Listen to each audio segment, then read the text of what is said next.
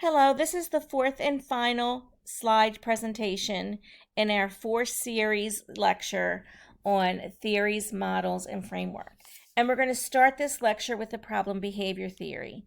As you can see on the screen, the problem behavior theory looks at three elements. It looks at behavior, personal factors, and environmental influences.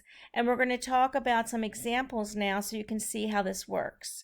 So if we were talking about mammography and women getting mammography at a certain age every year, every other year, we would need to look at all these factors. The behavior in this case is women not getting mammographies. And so not only do we have to address that behavior, but we have to address some other issues. In regards to personal factors, we have to address why women are not getting mammographies. What are their personal beliefs? Do they believe that breast cancer is serious or severe? Do they believe personally that they are at risk? Those are some examples of personal factors. Environmental influences in this case, one would primarily be availability and access. Do they have access and availability to the service that they need? Can they get to mammography screening locations, and are they at a reasonably distance location? Then there are cultural aspects here in that they perhaps live in a community or within a culture that does not promote mammography. The entire community or culture surrounding them does not promote mammography as a needed health preventative behavior, or perhaps their culture does not trust healthcare providers. So if you wanted to get women in minority populations to increase the behavior mammography, you would not only have to address that behavior, but you'd have to address the personal factors and the environmental influences. The second example I want to give you has to do with smoking. So the behavior in this case would be smoking, again, in minority populations. So environmentally, we know that in many poor neighborhoods, cigarettes are more accessible than healthy food is. So there's an aspect there that it's easy for people to get access to cigarettes. Another item that we know in the environmental issue in this problem behavior theory is that tobacco companies specifically target minority populations. So we would have to address that marketing. Would we not allow billboards in certain communities? Would we not allow tobacco billboards in certain communities? That would have to be addressed as well. And then the personal factors, I'm just going to give one. Perhaps the person smokes personally because they have high stress. So maybe a stress management component to the program. So in developing this program, you would not only address the behavior of smoking, which you'd have to have smoking cessation programs, but you'd need to look at the cultural and environmental issues and the personal factors that contribute to that behavior. So after giving you those examples, I'm going to pause for 20 seconds to let you think about all of the other models that we've gone over to see if this model sounds similar to any of the other models we've discussed. So take a couple seconds to think about that.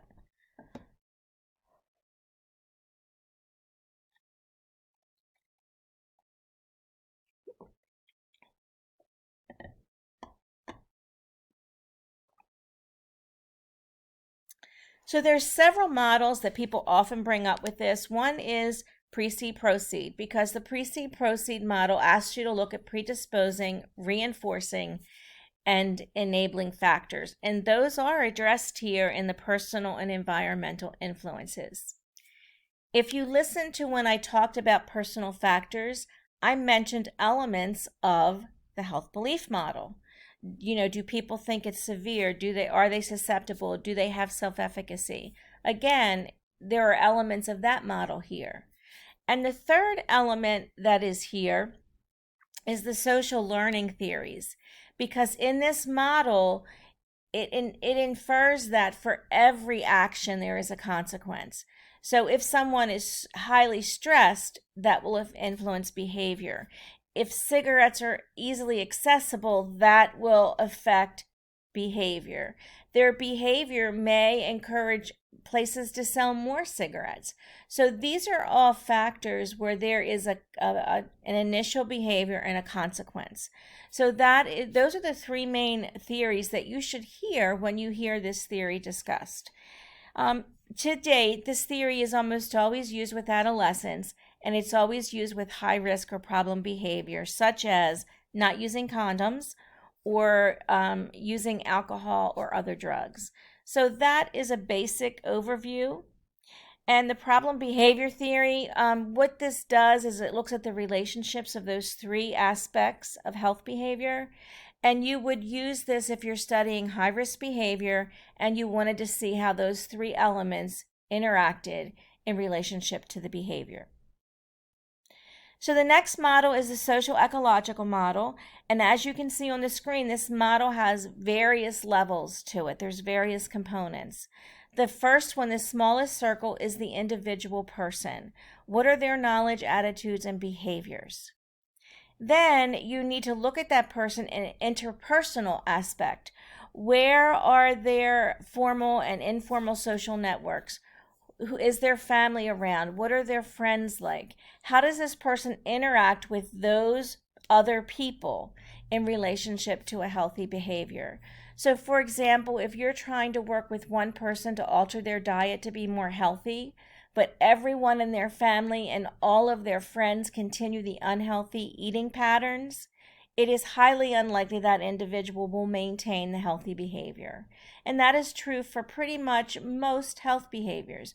You cannot just address the individual, but you also have to address the people around that individual. If you're working with men on their unhealthy diets, in reality, today, even though this is a sexist behavioral statement, women still are the primary cooks in a household, and they often are the primary shoppers for groceries in a household. So if you're working with men, if you do not work with the identified cook or grocery shopper in the house, then that person's behaviors will not change. If you're working with adolescents where they are not in charge of grocery shopping or preparing food, if you don't work with the adults in that adolescent's life, then the adolescent behavior of eating unhealthy foods is not likely to be maintained. So the next one are institutional factors, and these are institutions and organizations and the characteristics of those and the formal and informal rules and regulations that make things happen. So if we look at schools, we can see in most states or cities, schools are still segregated because people live in different neighborhoods. People of color tend to live together. White people tend to live together. Different cultural and ethnic groups tend to locate together. So that is an unwritten and informal regulation of how things work still.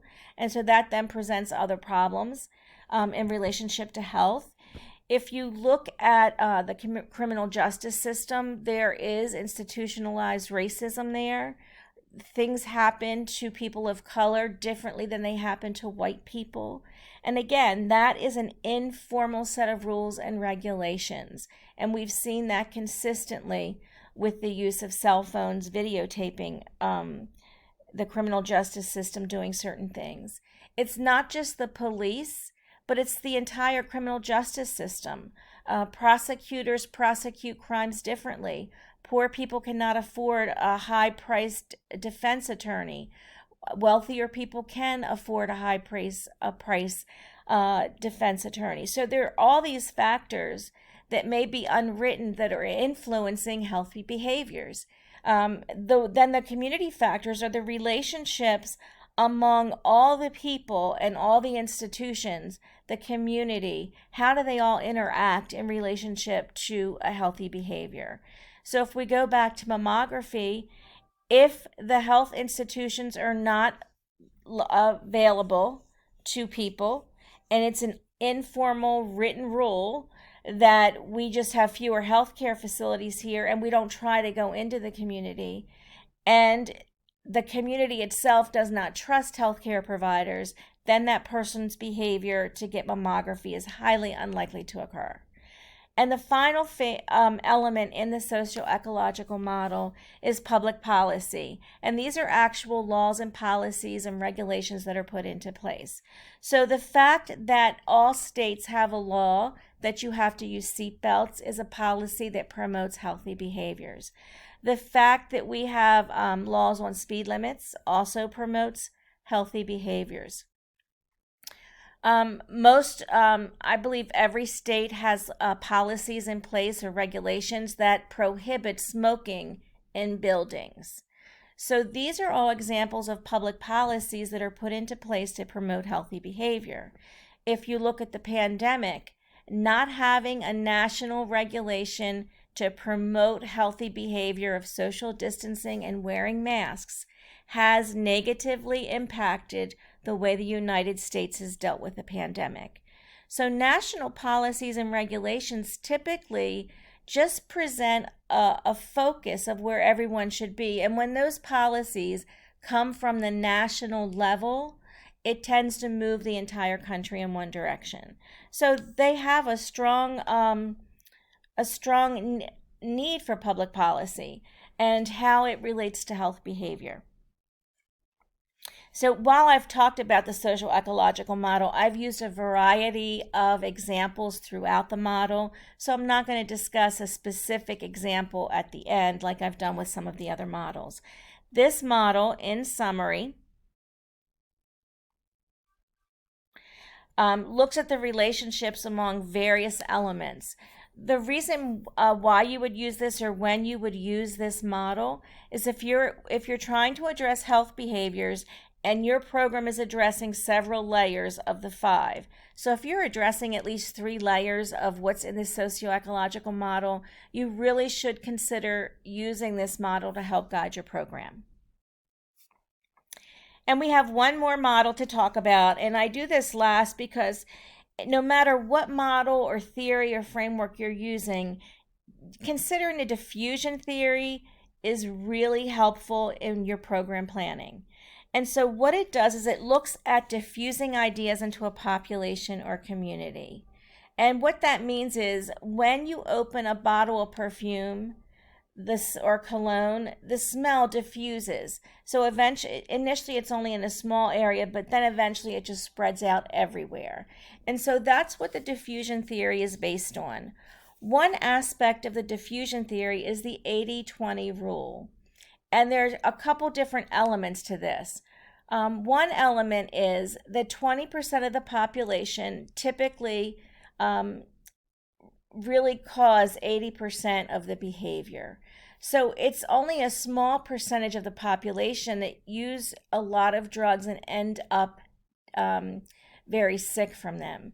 It's a much smaller part of the population that promote not wearing seatbelts, not getting vaccinated. So that's one part of the 80-20 rule. The other part of the 80-20 rule is that in developing a program, your concept is to identify the 20% of the population that can make the behavior change occur. And that means you're choosing the quote unquote leaders of that community. The leader could be a formal leader like a mayor or a minister of a religious organization, or it could be someone informal that doesn't look like a leader. So the example I'm going to give you is when I was an assistant principal, we went and visited all the communities and to meet people in the community. And one specific community had a woman that was clearly the leader of the community. If this woman bought into what you wanted to do, it would be a success. And if she did not buy into it, it would not be a success. This woman did not look like a leader. She did not wear her false teeth, and she typically did not wear a bra. So if you were to see her in the community, you would never go, oh, there's a leader. However, beyond being a leader, she was also extremely well connected politically. She had been to the White House, and this is many years ago, so I'm sure she's deceased by now. But she had, every time there was a new president, she had been to the White House to meet that president. That's how politically connected she was.